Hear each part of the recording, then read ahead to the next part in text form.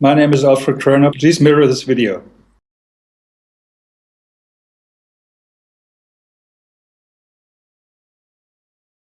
Thinking of many of these questions and thinking where Muhammad came from, he was after all a Bedouin.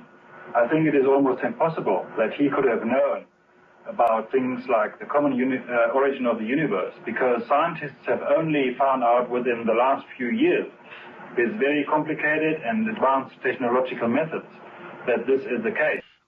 Somebody who did not know something about nuclear physics 1400 years ago could not, I think, be in a position to find out from his own mind, for instance, that the earth and the heavens had the same origin, or many other of the questions that we have discussed here.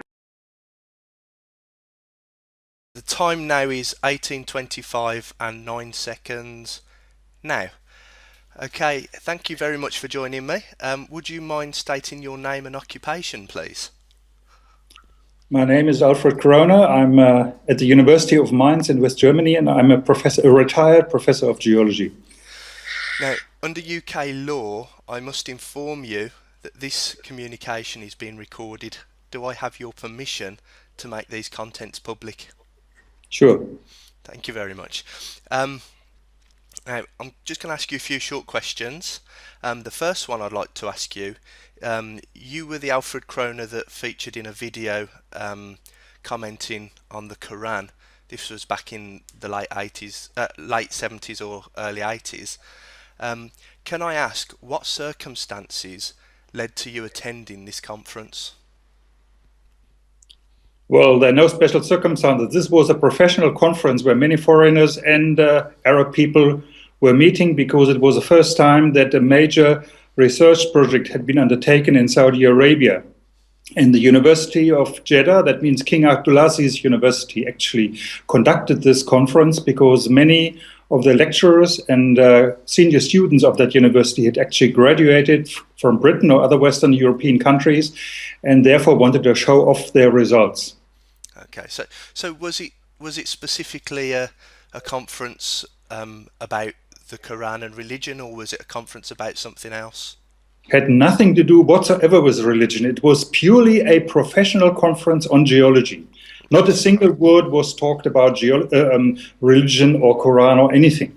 Okay. What were the circumstances which led you to being presented with religious text and then being asked to comment on it? Well, during the conference, there was an interview in Saudi TV organized by the then vice president of that particular university.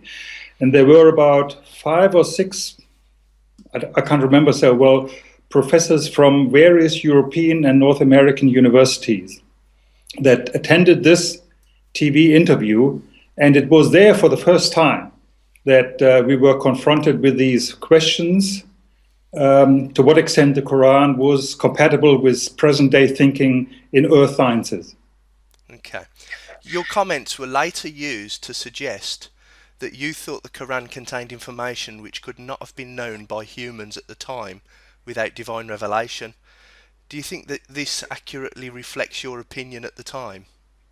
Well, that was not at all the purpose and the discussion that we had. The discussion was, they were reading us certain verses from the Quran, and then they would say, is this compatible with present-day scientific knowledge?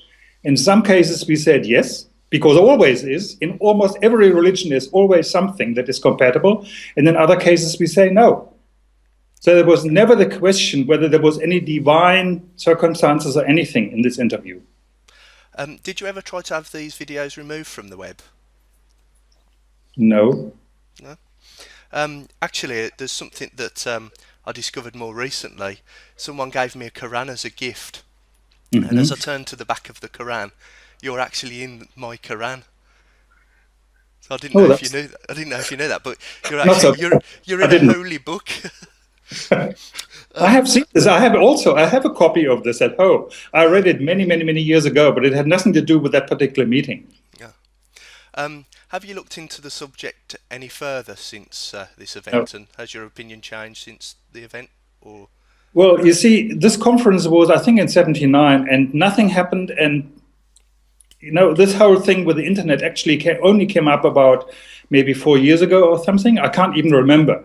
And then somebody sent me a message on the internet, and I replied and said, "Oh, I'm very surprised, but this is not how it was," and so on. And then continuously more messages came. And then I talked to people in my department. We have a geography department where there are two people who are really speaking Arabic, and they're Arabists, as you would call them, and they really know the Arab world extremely well. And I told them about this, and I said, "Look, there's nothing you can do. You just have to live with this, leave it alone, because we can't advise you to do anything. It will not help." Finally, may I ask, did you become a Muslim as a result of this event? No, I've never been a Muslim before. I've never been a Muslim afterwards. Okay. And finally, to wrap up, could you confirm, are the opinions that you've stated in this video interview your own? This one that we are talking about right now? That we're having right at this moment. Sure, this is my own opinion. Okay. And have I offered you any reward for this, financial or otherwise? No, not yet. I won't be offering you anything either. Okay, well, thank you very much, Alfred, for agreeing to do this interview, and I will try to make sure that as many people mirror this video as possible. Sure. The time now is 18:30 and 39 seconds now.